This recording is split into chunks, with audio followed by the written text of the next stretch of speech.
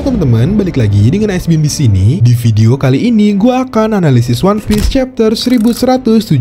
Seperti biasa, gue akan bahas hal-hal detail yang menurut gue menarik dan mungkin kalian terlewat, plus teori-teori yang ada di dalamnya. Di video ini gue juga akan bahas teori kira-kira apa itu Mo, apa yang sebenarnya ingin diungkap oleh Vegapunk selanjutnya. Nah, kalian bisa komen juga nih kalau ada momen menarik yang gue terlewat. Sebelum mulai, jangan lupa like dan subscribe dulu yuk kalau kalian tertarik dengan info detail dan teori-teori soal One Piece. Yuk kita mulai pembahasannya. Chapter ini masih dimulai dengan melanjutkan siaran atau pidato Vegapunk. Kita juga masih diperlihatkan reaksi dari orang-orang di seluruh dunia. Dimulai dari Pulau Bajak Laut Hachinosu, markas Blackbeard Pirates. Hal pertama yang sangat menarik di sini adalah akhirnya setelah 25 tahun kita kembali melihat Don Krieg, Gin dan Pearl kembali ke cerita utama. Kemungkinan besar mereka bertiga sekarang bergabung ke armada besar Bajak Laut Blackbeard karena ada di Pulau Hachinosu. Penampilan Don Krieg jika kita perhatiin sangat berubah drastis. Struktur wajah berubah total dan sekarang dia memiliki rambut yang panjang. Kejadian ini langsung mengingatkan gua dengan Denjiro di Wano. Denjiro juga mengalami perubahan wajah yang sangat signifikan. Apakah hal ini juga terjadi terhadap Don Krieg? Apakah Don Krieg mendapatkan masalah yang sangat besar hingga membuatnya sangat marah dan membuat wajahnya berubah sama seperti kasus Denjiro? Selain itu, di dekat Don Krieg kita juga bisa melihat ada tulisan ambisi selalu membara di hati para pejuang sejati. Hal ini juga langsung mengingatkan gua terhadap insiden Rocky Port yang dipimpin oleh Law. Pada insiden ini, Law mengambil 100 hati atau jantung bajak laut dan menyerahkannya ke angkatan laut sebagai alat transaksi agar Law bisa menjadi si Chibukai.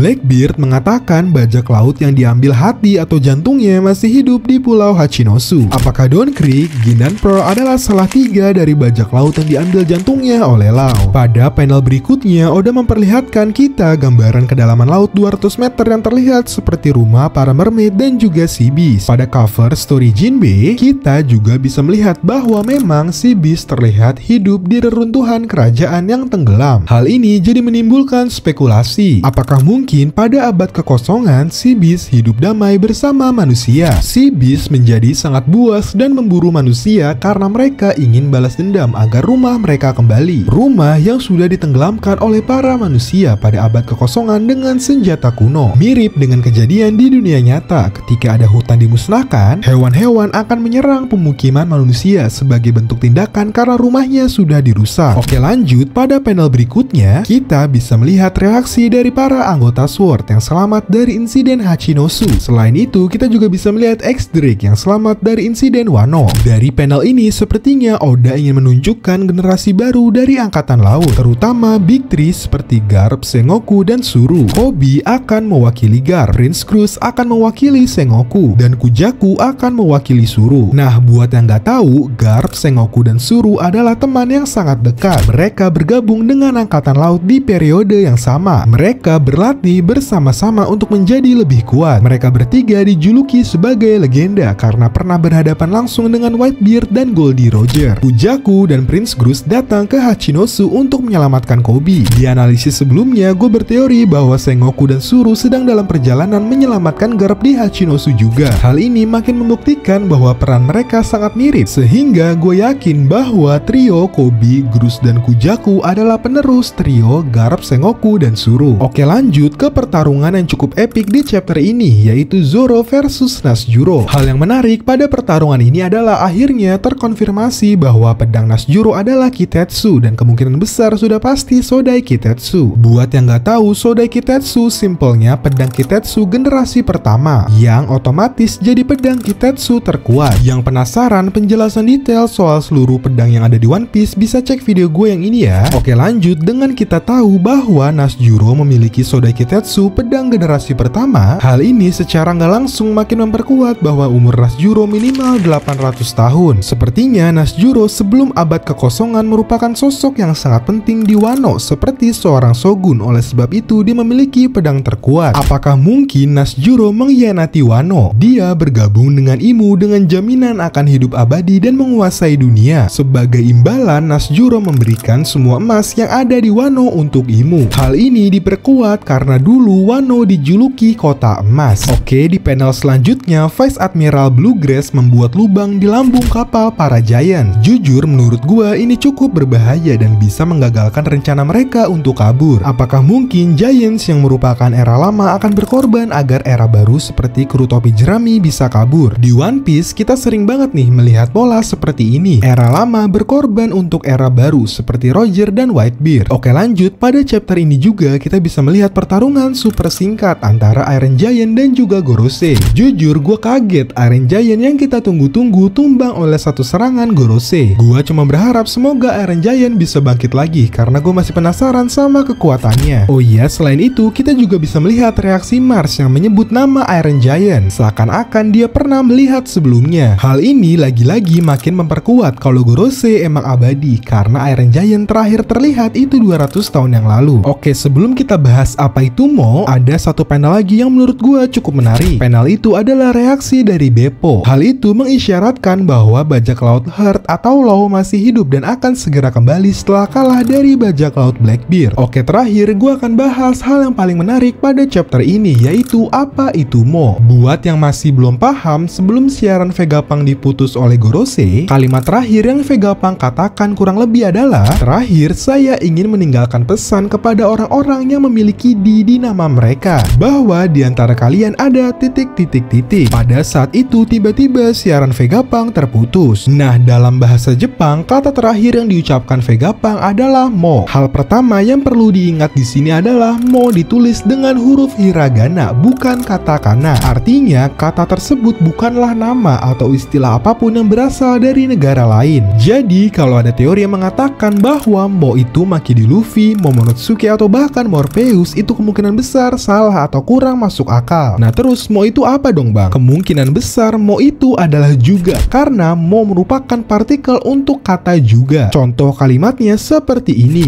Jadi, kalau disambungin kalimat Vegapunk menjadi, di antara kalian juga ada titik-titik-titik. Di sini gue punya dua teori kira-kira kalimat apa yang ingin diucapkan Vegapunk selanjutnya. Nah, teori pertama, kata selanjutnya yang akan diucapkan Vegapunk adalah, di antara kalian juga ada nama lain. Gue punya dua hal untuk membuktikan teori ini. Bukti pertama adalah angka pada chapter ini, yaitu 1117.